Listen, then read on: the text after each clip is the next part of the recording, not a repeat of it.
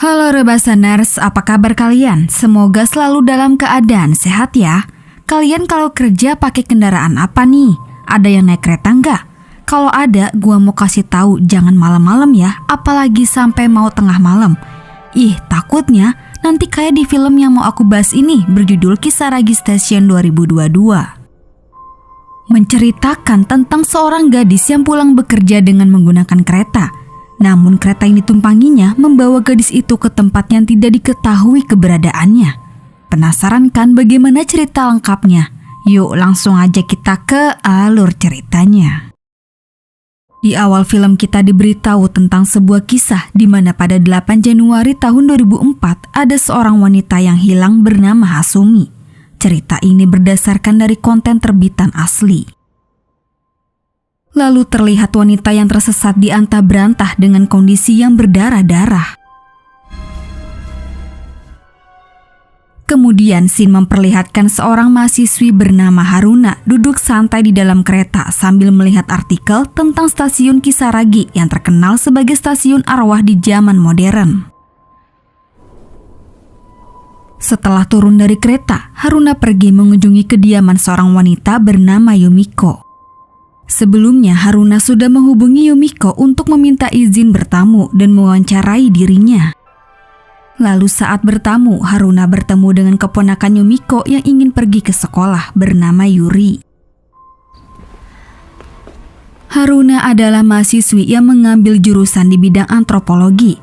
Tesis kelulusannya yaitu meneliti tentang orang hilang misterius. Maka dari itu, ini alasan Haruna datang menemui Yumiko. Setelah mereka berkenalan, di situ Yumiko mulai bercerita tentang kisahnya, di mana dia adalah salah satu saksi mata orang yang pernah mengalami hal mengerikan di stasiun Kisaragi. 23 Agustus 2004, Yumiko mengalami hal yang tidak bisa dilupakan. Hari itu Yumiko pulang kerja sangat larut. Yumiko terpaksa menaiki kereta terakhir untuk pulang dan meminta jemput saudaranya di stasiun terakhir. Awalnya selain Yumiko ada banyak penumpang lain.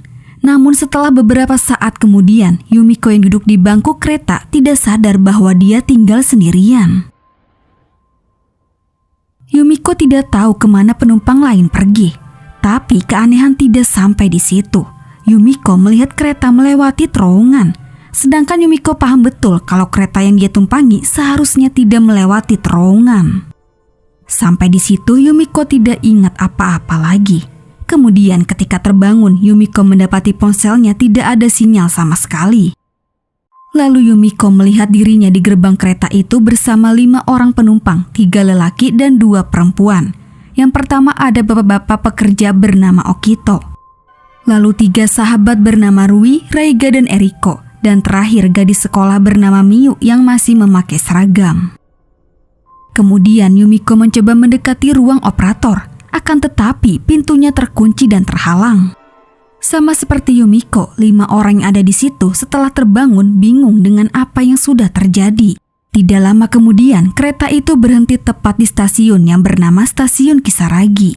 Yumiko dan kelima orang itu turun di stasiun tersebut. Yumiko tidak pernah mendengar nama Stasiun Kisaragi, dan semua orang yang di situ menganggap itu stasiun yang sudah tidak aktif. Miyu dan Yumiko pun berkenalan dan kebetulan Yumiko mengajar di sekolah Miyu. Sementara itu, selama Yumiko bercerita, Haruna merekam dan menulisnya agar bisa memahami setiap kejadian yang diceritakan Yumiko. Berada di tempat yang aneh memang membuat Yumiko dan yang lainnya tidak tahu harus berbuat apa. Okito tidak peduli apa yang sudah terjadi dan memilih tidur di bangku sambil menunggu kereta selanjutnya datang.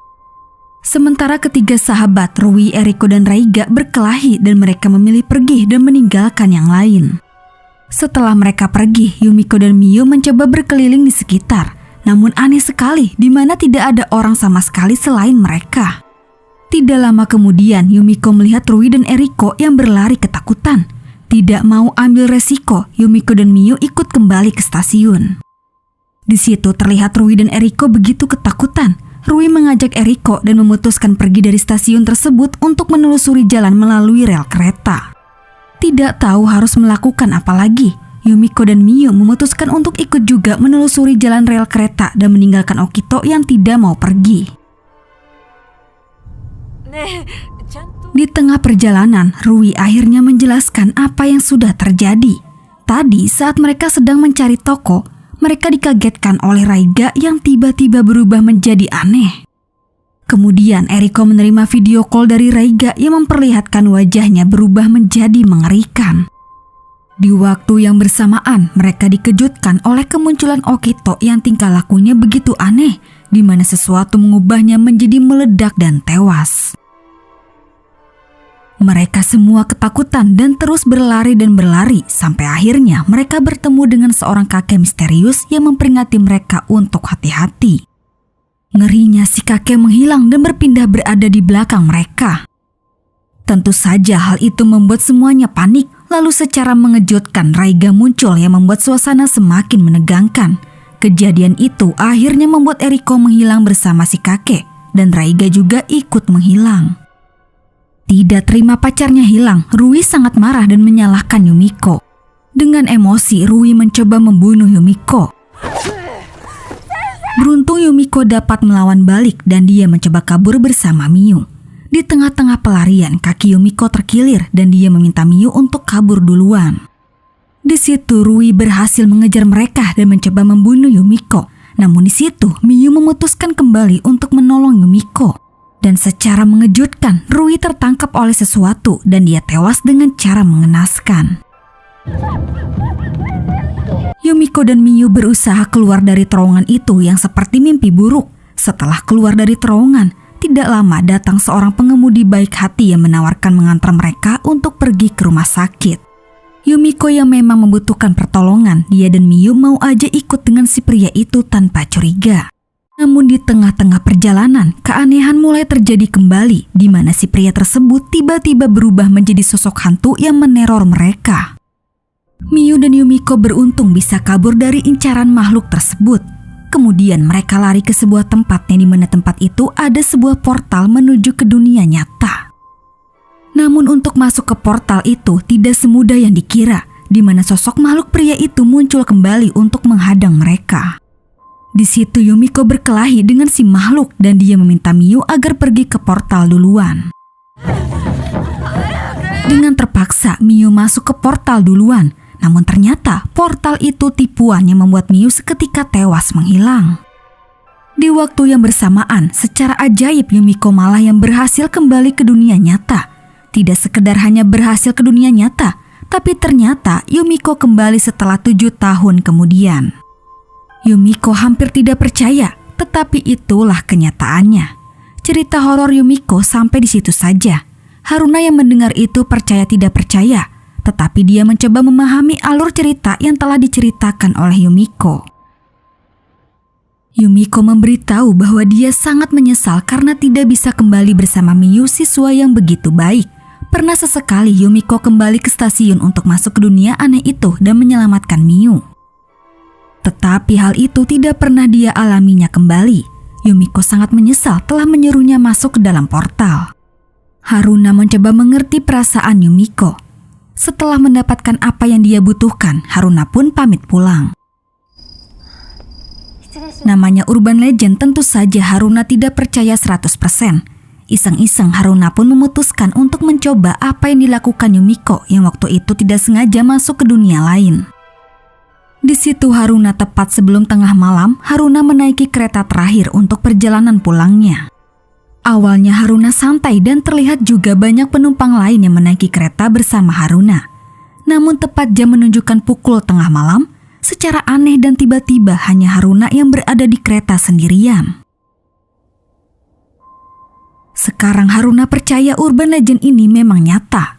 Kemudian Haruna pingsan dan begitu terbangun dia bertemu dengan Okito, Rui, Raiga, Eriko, dan Miu. Kejadian yang dialami Haruna benar-benar mirip seperti apa yang dialami Yumiko waktu itu. Lalu mereka semua tiba di stasiun Kisaragi. Di situ dialog peristiwa semuanya sama seperti apa yang sudah diceritakan Yumiko.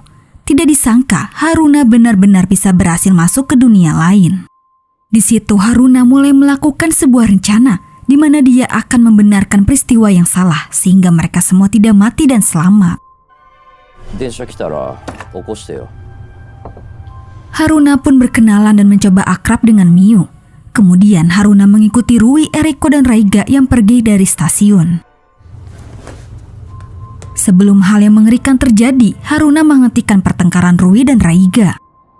Ternyata sesuatu makhluk aneh mencoba merasuki, dan apesnya yang menjadi korban tewas adalah Rui. Mereka semua jadi panik, sementara itu Haruna tetap tenang. Haruna tidak memberitahu bahwa dia sudah tahu jalan ceritanya. Kemudian ia pun menuntun mereka semua untuk pergi meninggalkan stasiun untuk berjalan menyusuri rel kereta api.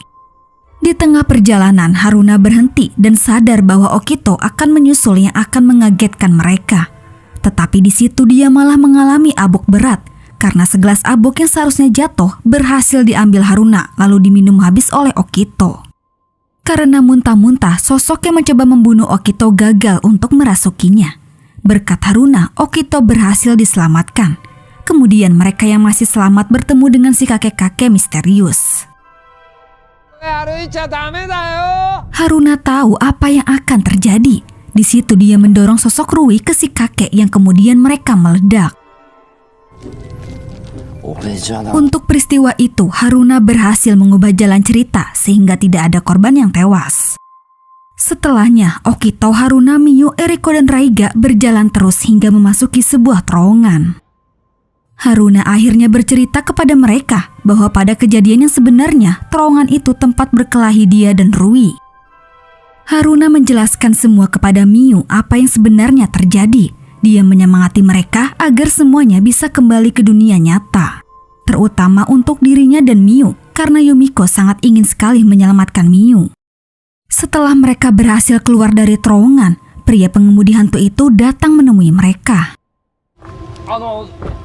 Di situ Haruna langsung membunuh pria tersebut dan meyakinkan mereka bahwa orang itu adalah hantu yang jahat. Haruna dan yang lainnya berhasil membawa kabur mobil itu. Namun tidak lama kemudian Okito yang mengemudi tidak sadar lalu menabrak si pria hantu itu yang tiba-tiba berada di depan mobil mereka. Semuanya panik dan mencoba kabur, tetapi Okito terjebak di dalam mobil karena sabuk pengamannya tidak bisa dibuka. Pria hantu itu seketika berada di belakang Okito dan akhirnya Okito harus tewas. Sementara itu, Haruna, Miyu, Eriko, dan Raiga yang melarikan diri akhirnya sampai di sebuah rumah. Haruna sadar bahwa ini di luar cerita Yumiko. Dia sama sekali tidak tahu cerita tentang rumah itu.